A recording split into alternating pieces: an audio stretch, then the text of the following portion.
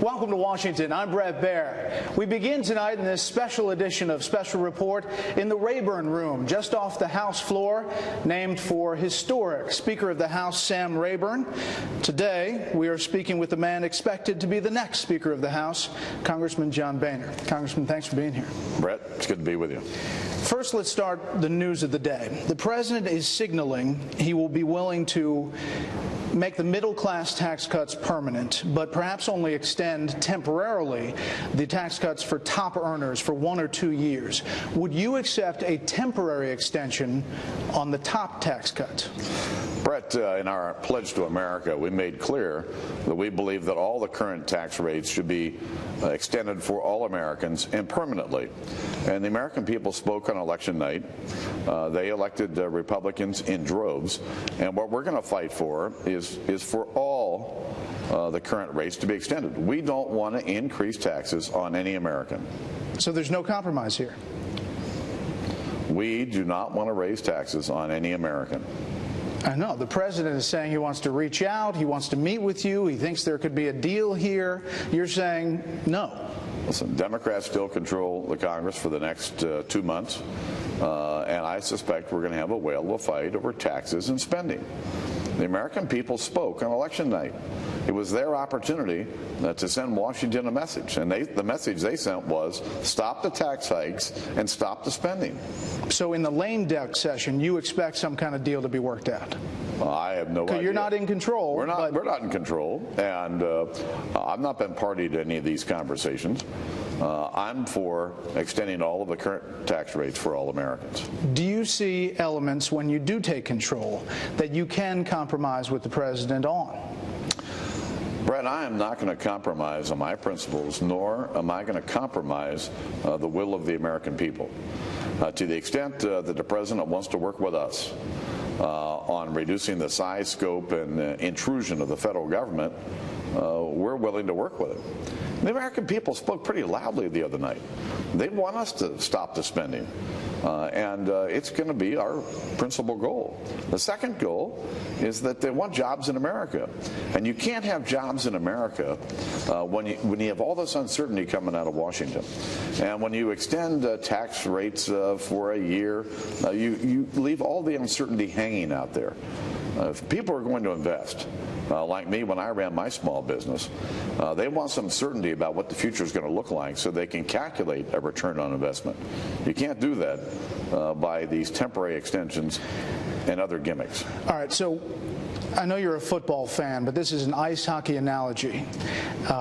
Do you look at a Republican House of Representatives as a goalie trying to stop the bad pucks from getting through with a glove or a stick? Or are you an offensive player trying to move the puck forward? Brett, I've always believed that if you never got off the offense, you never had to worry about playing defense. And I would suspect that you'll see the House move on offense, listening to the will of the American people. We're going to have a giant class of some 80-plus new members between the seats we've picked up and retiring members. They're going to make up 1/3 of our conference. And the best way to unite them with the existing members that we have here is to follow the will of the American people, and that's what we will do. But you have a Democratic-controlled Senate, and you will, and you'll have a president, a Democratic president in the White House. So in your mind, is gridlock good? No, the American people want us to find common ground, and I'm hoping that the president heard what the American people had to say. Okay, but what about one thing that you can find common ground with the president on right now, today? What can you say, yes, we can come halfway today? I talked to the president yesterday, and I told him when it comes to the free trade agreements with Colombia, Panama, and South Korea, that we'd be clearly interested in working with him.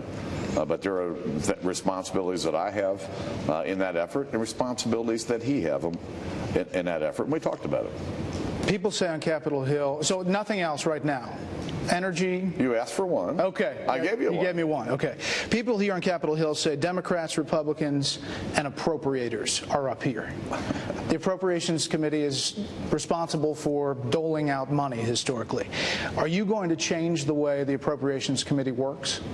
Well, the Appropriations Committee is responsible for funding our government. And over the years, there's been a lot of excesses coming out of that committee. But I believe that if we listen to the will of the American people, we're going to see less spending out of the Appropriations Committee. The guys in line to be chairman, they're big fans of earmarks. There's going to be an earmark moratorium. It's pretty clear. Why not an outright ban? Only because some things that people call earmarks here wouldn't classify as an earmark to the American people. I've made it pretty clear this process is going to stop. As you're well aware, I've been here 20 years.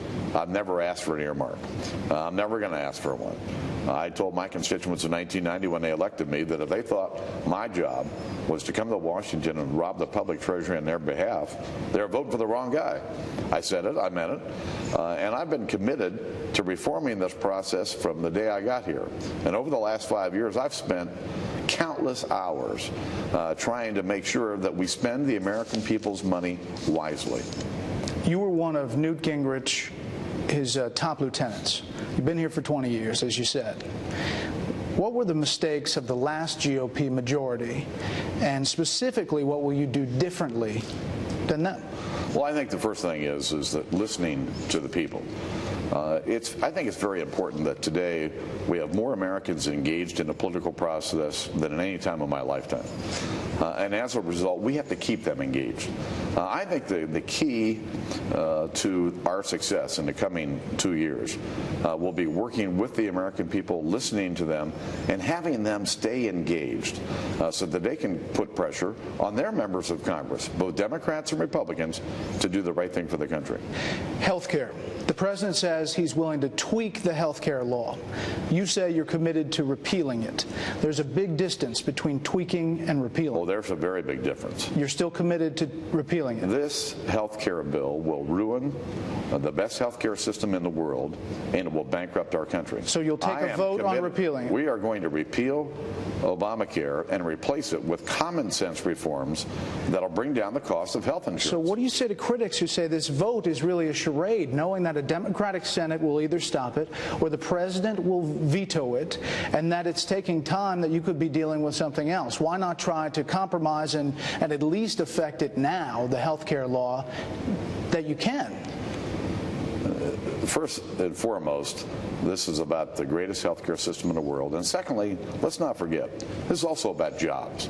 And if you look at all of the requirements on employers, you can understand why they're not hiring new employees, because we've raised the cost of employment. Beyond repealing Obamacare, we're going to do everything we can to stop this bill from being implemented, to make sure it never happens. And frankly, if we're successful, this will become the #1 issue in the presidential election in 2012. How much time are you going to spend on this? As much as it takes. You criticize the president for spending too much time on health care. If you spend a lot of time trying to repeal it when it's not a reality in the Democratic Senate or in a presidential veto, won't you get criticized for that? There's a lot of tricks up our sleeve in terms of how we can dent this, kick it, slow it down, to make sure it never happens. And trust me, I want to make sure that this health care bill never, ever, ever is implemented. So are you for preventing insurance companies from denying someone insurance based on pre-existing condition? No. And there are common sense reforms that we can agree on that'll bring down the cost of health insurance. You're going to start over? Start over. That's where we were a year ago. That's where we were 6 months ago. We've not changed our position on this at all. We told the president down at the Blair House during the 7-hour Obama infomercial that we ought to stop and start over. And we laid out the 8 or 9 common sense ideas we had that would bring down the cost of health insurance. On Afghanistan, most of the Blue Dog Democrats have now been defeated. So you are the only group of the Republicans will be the ones who support President Obama. Will you support President Obama in the way he's prosecuting the war in Afghanistan? When the president outlined his plan for Afghanistan, I came out and supported it. I continue to support it. Afghanistan is important for the future of our country, and it's important for the current security of our country. And I'm going to do everything I can to make sure that we have success in Afghanistan. Last thing, quickly. The president's gotten a lot of criticism for playing a lot of golf. Do you want to defend him on that? He's played a lot more golf than I have this year. Is there a golf summit in the works? Not yet. Okay. Congressman, thank you very much. Thank you. Stay with Special Report. We'll be back after the break.